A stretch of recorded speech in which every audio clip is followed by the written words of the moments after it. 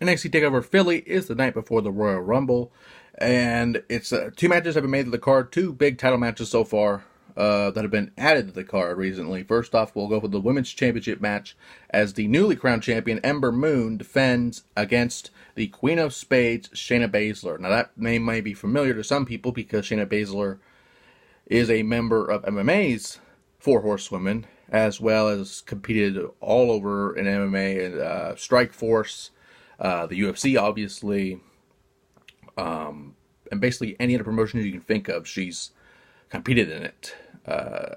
Even Elite XC, when it was Strikeforce, or precursor to the Strikeforce, rather.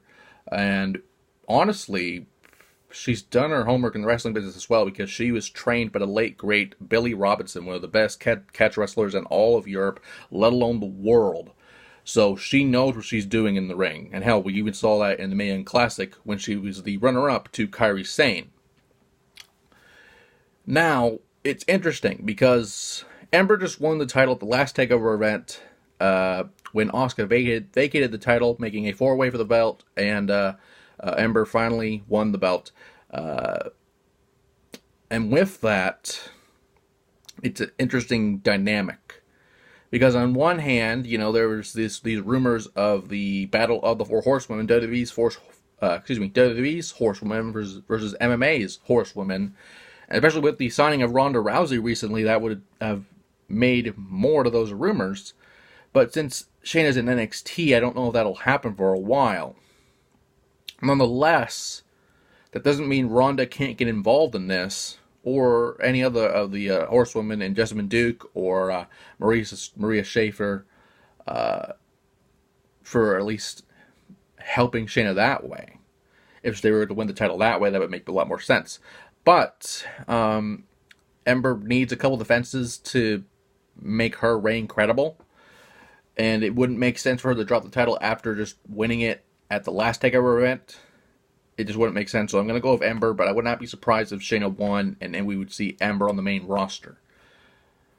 And finally, the NXT tag titles, are on the line as the Authors of Pain face two members of the Undisputed Era, Kyle O'Reilly and Bobby Fish, otherwise known as Redragon, or Red Dragon, whatever you want to call it.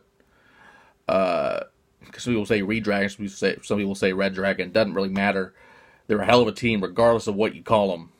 And again, it's more of the same here, because Fish and O'Reilly basically won the titles a couple weeks ago, so it wouldn't make sense for them to drop them to AOP. And honestly, AOP could go to the main roster at any time. So maybe give them another run just to make them a more credible tag team. Plus, they have Paul Ellering by their side. But at the same time, it really depends. Because if Adam Cole gets involved as well, then the Undisputed Era will retain. And the potential for Cole winning his match against Aleister Black as well. Depends solely on how Fish and O'Reilly do in their match, to where they're able to help Cole in his match, because we don't really know the order of these matches, because the tag titles could go first, and then Cole's match could be a few matches down the line. So depending on which match happens first, depends what happens in this match, essentially. But with that being said, NXT TakeOver Philly is the night before the Royal Rumble, and there's a lot more matches, hopefully, because counting that, there's maybe 5. Counting the title matches and the Cole match, there's about 5 right now. And there could be the potential of a Lars Sullivan match as well. So we don't know for sure, but hopefully we'll let you know in the week or two to come, because there's only like 2 weeks left here.